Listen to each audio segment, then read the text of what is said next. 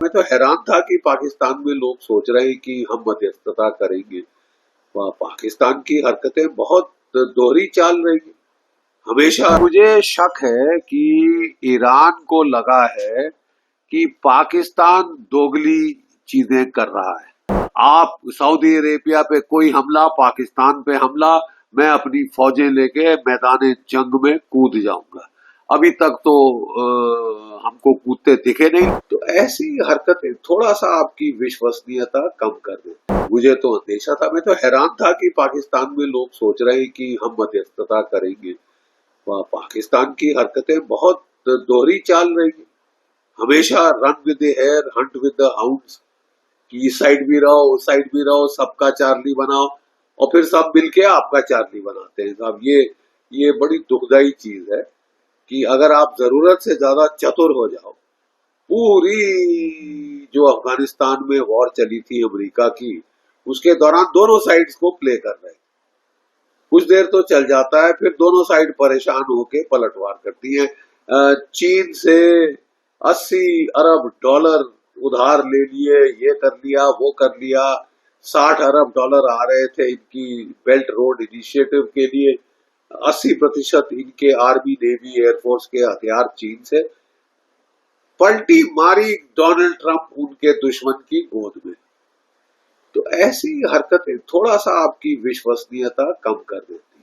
Sir, state of Hormuz से पाकिस्तान का जहाज जो है वापस लौटा दिया, किस तरीके से देखते हैं?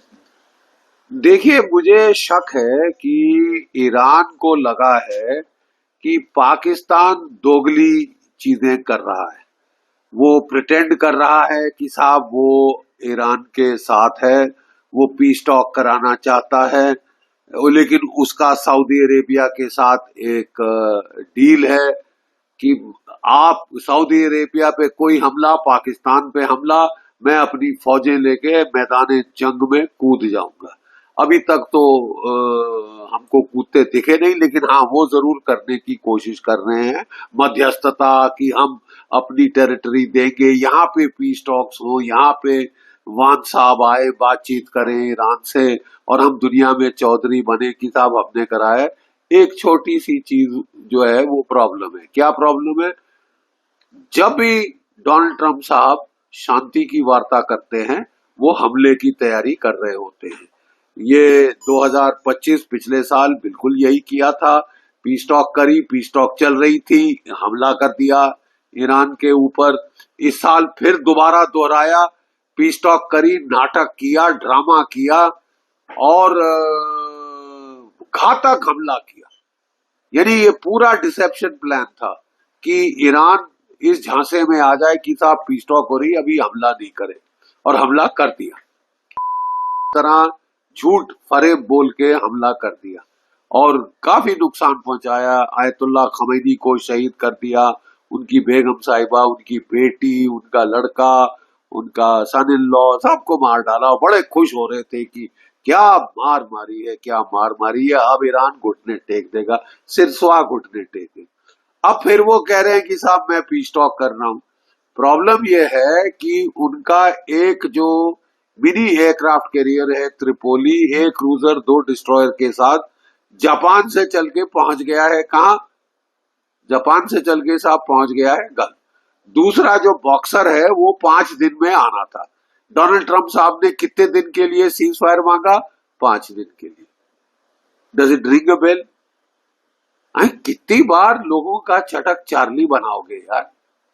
कितनी बार चार्ली बनाओगे आप? ये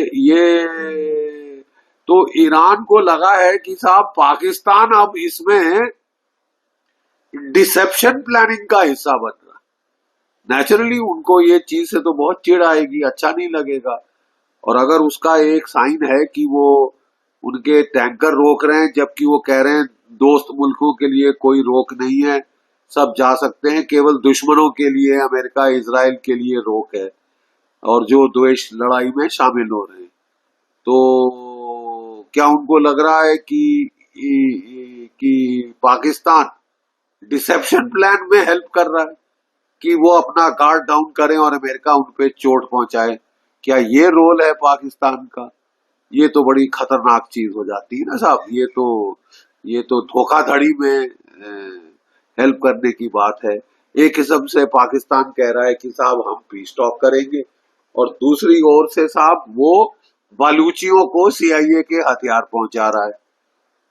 पहले ये भी अटकल लगाई जा रही थी कि उसने नूर खान बेच दिया है ड्रोन्स के लिए, रेकी फ्लाइट्स के लिए वगैरह वगैरह। कंफर्मेशन नहीं आई है, लेकिन ईरान को शक बहुत है साहब, और ये शक हो सकती है, जस्ट मैं अंदाज लगाने की कोशिश कर रहा हूं कि ये शक इस बिना पे हो सकता है कि पाकिस्तान हमारा बेवकूफ बनाने की कोशिश कर रहा है, डिसेप्शन प्लानिंग में अमेरिका की सपोर्ट दे रहा है।